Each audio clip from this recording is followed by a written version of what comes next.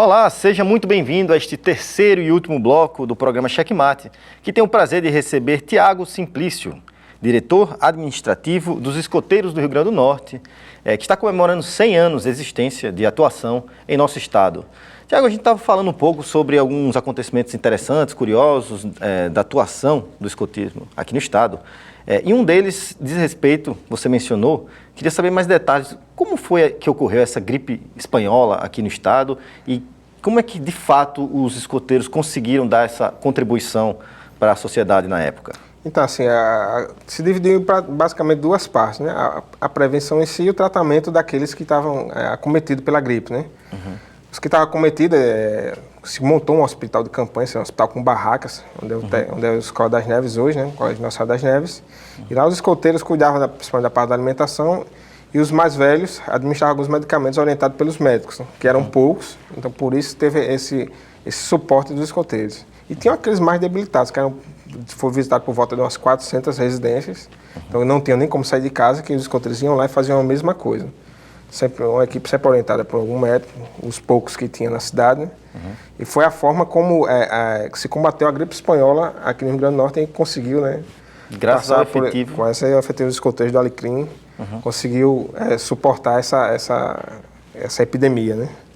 Outro fato curioso diz respeito a alguma situação carnavalesca da banda dos escoteiros. Você poderia resgatar para a gente? Assim, a banda dos escoteiros, né, não teve, nos primeiros 50 anos do século XX, não teve um momento cívico ou festivo que a banda dos escoteiros do Alecrim não fosse lá, né? Então, um desses era o carnaval, que era na Tavares de Lira, né, na Ribeira, né? Então, a banda dos escoteiros animava algumas noites e alguns dos escoteiros também faziam parte do efetivo, ajudava a polícia na segurança. Então, estamos lá ajudando a sociedade como fosse, né? Então, era banda e força militar. Força ali, ajudando, militar, né? Policial. Ajudando mesmo, assim, não seria mais atuação ostensiva, né? Mas ajudava de alguma forma, né? Sempre voluntariamente? Sempre voluntariamente. Vamos a mais uma pergunta? Tiago, qual o significado, assim, da vestimenta, desses acessórios, o lenço, o colar que você está usando também? Certo. Esse lenço, ele identifica cada grupo escoteiro tem um lenço. Então, esse, por exemplo, o meu é um lenço até comemorativo. Eu sou escoteiro daqui, é o primeiro grupo, então nós estamos fazendo 100 anos também, né? Só escoteiro do Rio Grande do Norte. E ele serve também para proteger do sol. Esse foi um dos objetivos do começo. Ele protege o pescoço do sol, né? E acaba se tornando, acho que é o que mais identifica o escoteiro, é o seu lenço, né? Essa escolar, a gente chama de insígnia da madeira. Isso é um curso de formação para chefes. Quando o chefe, vamos dizer, conclui o nível para estar apto a ser um escotista. Escotista é o adulto voluntário que trabalha com jovem na tropa. E o dirigente, a gente divide basicamente nessas duas partes. Escotista e dirigente é aquele que trabalha na parte administrativa do grupo. Então, quando ele se forma, ele ganha esse colarzinho que a gente chama de insígnia da madeira. A história é bem interessante. O fundador do escotismo, em uma das suas campanhas na África, ele estava em combate com uma tribo na África, né? E estava em busca do cacique, o Dini Zulu.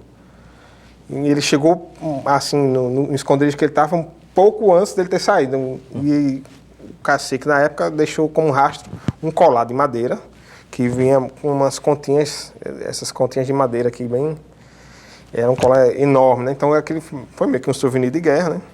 E ele trouxe para a Inglaterra. Então, quando se estruturou o movimento escoteiro, que começou os cursos de formação para chefe, onde a gente chama de Girl Park, então, onde foram os primeiros cursos da ensino madeira. Então, cada chefe que formava, ele tirava um pedaço da madeira daquele colar e dava para o chefe. Claro que viu-se que não era interessante, não ia acabar com o colar. Então, depois de um tempo, começou a se fazer uma réplica desse colarzinho, dessas contas, né? Por isso é o colarzinho. Temos mais algumas fotos que a gente possa dar uma olhada, algumas histórias que a gente possa escutar sobre... Essa aqui é bem interessante, é o prédio da Associação de Escoteiros do Alecrim. É onde hoje é o Instituto Padre Miguelinho, né? A frente, né? Então, a frente era esse prédio aqui. Deixa eu passar. No caso, esse prédio, ele pertencia aos escoteiros e foi doado ao Estado para a escola? Foi assim ou não? Assim, Hoje até tema de discussão, porque não tem um registro histórico nem documental de que nem que é dos escoteiros, nem que é do estado do Rio Grande do Norte. Então, e assim, até fragiliza um pouco tanto o estado como nós mesmos, porque dependendo da administração, acaba criando alguns conflitos. Hoje a gente tem uma relação excelente com os diretores da escola, não tem tanto problema, mas teoricamente era do escoteiro até 1963, então infelizmente foi destruído para construir o prédio atual, né, na gestão do governador Luiz Alves, e desde então a gente ocupa parte do prédio, né? Estamos ocupando o primeiro andar hoje. Bem, vamos a mais uma pergunta? Por que os escoteiros cumprimentam com a mão esquerda? Pois assim, o escoteiro é um cumprimento diferente, né, especial. Então, o fundador do escotismo, né, o Baden-Powell, em uma das suas aventuras na África, ele chegou em uma das tribos e foi cumprimentar o cacique da tribo, né? E ele estendeu a mão direita para o cacique, um cumprimento normal, né, para quem é destro, né? E o cacique estava lá com seu escudo e sua lança. Ele tirou o escudo da mão esquerda, né, que protege o coração, né, a parte vital do corpo, e tirou o escudo e estendeu a mão esquerda para o nosso fundador. E explicou a ele, olha, quando nós confiamos numa pessoa, nós nos desprotegemos, nos despimos de qualquer coisa. Em sinal de confiança, ele estende a mão esquerda, a mão do braço do coração, né, e a partir daí, assim, o Baden-Powell, quando se criou o movimento, trouxe essa forma de cumprimento. Quando o escoteiro cumprimenta o outro, ele está dizendo ali, eu confio em você, né, plenamente. Então, é um sinal de confiança, estou desprotegido, mas confio em você. Bem, vamos a mais uma pergunta? Existe algum museu dos escoteiros aqui no estado? Existe sim, lá no próprio Instituto Padre Miguelinho, né, onde funciona, né, o Grupo Escoteiro Professor Soares, temos um museu, temos um acervo de mais ou menos 400 peças. Algumas dessas peças foi o que trouxe para cá, agora. E assim, é uma obra de um antigo escoteiro, o chefe José Lourenço dos Santos, né, ele que é o escoteiro mais antigo do Rio Grande do Norte em atividade, tem mais de 60 anos. Ele, um trabalho incansável, restaurou parte das peças e tem a peça principal, uma réplica em madeira da nossa antiga associação, né? Então tem lá desde essas cartas de Baden-Powell, documentos antigos até que contam um pouco da história de Natal. Tem também lá a cópia de um diário dos escoteiros andantes, só para a gente entrar um pouco nesse assunto. Os escoteiros andantes eram uma associação de escoteiros que surgiu no início dos anos 20, e aqui no Rio Grande do Norte foi muito forte. Esses escoteiros andantes saíram daqui em 1923, daqui de Natal para São Paulo a pé. Então foi um ato heróico. Foi recebido lá em São Paulo pelo governador do estado, por exemplo, saiu em revistas nacionais. E lá no museu temos uma cópia desse diário, por exemplo. Todos os dias eles escreviam. Então lá eles relatam, um deles levou flechada de índio, por exemplo, atravessaram o rio com piranha. Você vê que na época não tinha ponte, mas tinha outros perigos, por exemplo. Não tinha, a criminalidade também não estava tão alta, mas tinha onça no meio da viagem, e é uma viagem, assim, a pé daqui para São Paulo é um negócio até os dias de hoje impensável, né? Então os escoteiros andantes fizeram isso aí, foi uma que enobreceu, na época tinha muito disso, do civismo muito forte, e enobreceu a alma da época dos potiguares, né? Vamos a mais uma pergunta? Anualmente tem alguma semana festiva lá no museu? Algum congresso, alguma exposição? Não, tem a Semana Escoteira, né? Então, anualmente, em todo o mundo, a Semana Escoteira geralmente próximo do dia 23 de abril, que é o dia do escoteiro, né? Então, é o dia de São Jorge, que é o padroeiro dos escoteiros, e convencionalmente é a Semana Escoteira. Então, na Semana Escoteira, nós fazemos exposições fora do museu, no próprio museu está localizado em algumas salas, a gente faz uma exposição mais aberta sobre escotismo. E às vezes até leva para outros cantos. Paga para entrar lá? É aberto todo dia? Como é que é? Não, assim, o escotismo é voluntário, então a gente está abrindo só os sábados na hora da nossa reunião, né? Aos sábados, das 14 às 17 horas. Eventualmente, se for uma equipe de pessoas maior, no horário alternativo, a gente tenta, através de marcação de horário, a gente pode ir em outro horário, inclusive. Então, assim, escolas que tiverem interesse, podem entrar em contato? Podem entrar em contato, que a gente a gente marca, né? Mas aberto ao público normalmente é no horário, no sábado. Quais são as principais atrações do museu? Quem for lá visitar vai encontrar o quê? Além de documentos antigos e fotos, tem utensílios antigos como pratos, talheres, telefones antigos, né? Todos que foram do grupo escoteiro, né? Associação de Escoteiros do Alecrim. Além de medalhas do nosso fundador, bandeira antiga, nós temos a bandeira do Brasil dos anos 40, por exemplo, que o nome Ordem e Progresso é bordado em fios de ouro, por exemplo. Então são peças bem... Tem uma costela de baleia bem antiga também, dos anos 30, que está lá desde o começo. Então, e para quem gosta de escotismo, é um aprendizado bacana. Bem, vamos a mais uma pergunta? E a participação feminina, como que se dá? E você se lembra qual a primeira mulher? Lembrei que ela, assim, no Rio Grande do Norte foi pioneira até nessas ações, né? Desde o princípio tivemos, embora não tinha um movimento formado mundialmente, mas tínhamos escoteiras do Alecrim. Então a primeira escoteira, eu não vou recordar do sobrenome, mas recordo o nome, a gente chama ela Dona Aline, carinhosamente. Ela faleceu em 1990, ela é tida como a primeira escoteira do Rio Grande do Norte, né? Assim, ela sempre foi muito marcante. Depois de um tempo acabou esfriando, mas a presença feminina sempre foi muito marcante porque equilibra as ações, né? A Dona Aline, ela foi casada com o Miguel Ferreira, que foi o primeiro escoteiro, ele entrou como jovem naquela primeira lista, foi o primeiro escoteiro que se tornou adulto voluntário, que os primeiros dirigentes não tinham sido escoteiros, que está chegando. Então, eles foram o primeiro escoteiro a se tornar adulto voluntário. Então, a família deles toda foi escoteira, inclusive o filho deles foi presidente do escoteiro do Rio Grande do Norte também por um tempo. Então, era uma família escoteira. Até pode citar várias mulheres que atuaram no movimento escoteiro fortemente. Aqui eu vou citar uma e estender as outras. É Dona Efigênia de Medeiros.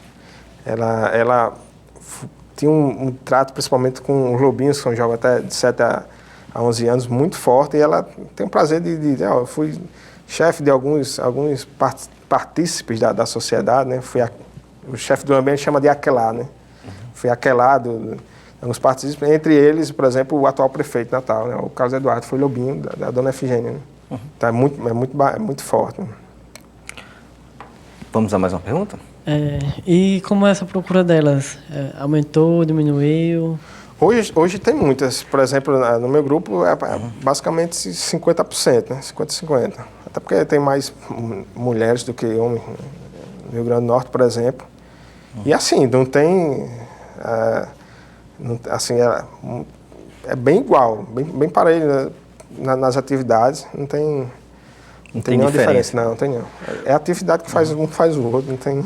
Tudo bem, Tiago. Estamos comemorando 100 anos agora, no dia 24 de junho de 2017, 100 anos de escotismo no Rio Grande do Norte. Você está à frente da coordenação das festividades, né, desse centenário. Traz um pouco para a gente como é que vocês estão programando e organizando a celebração dessa data. Para o escoteiro não tem uma celebração maior que não seja um acampamento, né? Então, assim, que vai marcar nosso maior evento será um acampamento, vai ser realizado entre 30 de junho a 4 de julho, então teremos como campo sede, a gente chama até a Casa do Fundador, né, que é lá no complexo Noel de Ramalho, né, onde é a Escola Doméstica de Natal, né? Também foi fundada pelo Henrique Castiano, né? Então somos irmãos. Tem lá como campo sede lá, então a gente vai acampar lá, mas vai explorar toda a cidade. De lá, como, por exemplo, tem atividades na Praia do Y, né, onde funciona o grupo de artilharia, né, do Exército. E o marco simbólico da Fundação do Escotismo aqui no Rio Grande do Norte foi um desfile cívico, né? Então nós vamos reproduzir o desfile no mesmo local, que é na Praça 7 de Setembro, né, em frente ao Palácio da Cultura, a Pinacoteca, que na época era a sede do governo. Então foi o que marcou o início do movimento escoteiro aqui. A gente vamos reproduzir também no dia 1º de julho, à tarde. Então todos estão convidados a participar, a vir comemorar conosco nesse desfile, nesse dia, que marca os 100 anos de escotismo no Rio Grande do Norte. Fora isso, teremos um jantar festivo, que será na data mesmo, 24 de junho, que será na ABB. E assim, tem a questão de senhas, então infelizmente serão vendidas até amanhã, mas quem é algum antigo escoteiro ou quiser participar, a forma de contato seria através do Grupo Escoteiro Professor Luiz Soares, né? Perfeito. Vamos tentar trazer mais alguma história curiosa aí para lembrar qual a importância do do escotismo no estado? Tivemos algumas, bem bacana. O primeiro hospital público do Alecrim foi a Policlínica do Alecrim, né? Hoje é o Hospital Professor Luiz Soares, então foi iniciativa dos escoteiros, né? Tanto que o primeiro consultório era na própria sede dos escoteiros. A gente tinha essa preocupação. O professor Luiz Soares, ele era muito, acho que ele queria conquistar o mundo a partir do Alecrim, eu resumo assim. Ele, entre outras coisas, ele iniciou os primeiros estudos para a implantação dos cursos de odontologia e farmácia, que hoje compõem a UFRN, né? Então, as primeiras faculdades, inclusive, tem a ideia de ser lá as primeiras essa turma na Associação de Escoteiros do Alecrim. Tem também, ele foi presidente da Federação, da Liga Norte-Rio Grande de Esportes Terrestres, que hoje seria a Federação Norte-Rio Grande de Futebol. Ele foi o responsável, por exemplo, pela construção do estádio Juvenal Lamartine. Então, é bem marcante. Ele acabou sendo vereador a contragosto, ele não gostava muito disso aí, de política, mas ele, se eu vou ser candidato, mas não peço nenhum voto, acabou sendo eleito mesmo assim, porque ele tem um trabalho muito impactante, principalmente no bairro do Alecrim, que acabou sendo homenageado pelo próprio bairro, pelos habitantes do bairro, com uma medalha de ouro com um brilhante cravado. Então, assim, é bem impactante o trabalho que o professor Luiz Soares, junto com os escoteiros do Alecrim, fizeram. Ainda tem assim, mais uma ação que eu destaco, até porque recentemente eu estava andando em Uruaçu e estava à procura dessa ação, que foi um dos primeiros a trazer o estudo para seria a beatificação e canonização dos mártires. Então ele construiu o primeiro monumento aos mártires, procurei próximo, acabei achando, então está lá no centro, mais ou menos, da comunidade de Uruaçu, você vai ver que tem uma placa lá com um crucifixo, informando que em 1932 os escoteiros do Alecrim estiveram lá e fazendo esse trabalho, né, resgatando, e era uma tradição, todos os anos, os escoteiros irem lá participar das festividades. Muito bem, Tiago. Infelizmente, nosso tempo está chegando ao fim. Queria agradecer demais aí suas explanações. Eu acho que é uma data muito simbólica, muito importante, e de se levar a público todo o trabalho feito pelos escoteiros no Rio Grande do Norte. Eu que agradeço a oportunidade da TVU, a professora Fernanda e aos demais estudantes que estão aqui dando essa oportunidade muito boa para nós mostrarmos um pouco o que é o escotismo e o que ele fez nesses 100 anos. Né? Então vamos comemorar, quero muito que a sociedade potiguar nos abrace, principalmente no dia do desfile, né? O 1º de julho, à tarde, e venha comemorar conosco esse 100 anos de escotismo no Rio Grande do Norte. Nós que agradecemos. E assim vamos encerrando mais um programa Checkmate. Voltamos na próxima semana com mais entrevistas.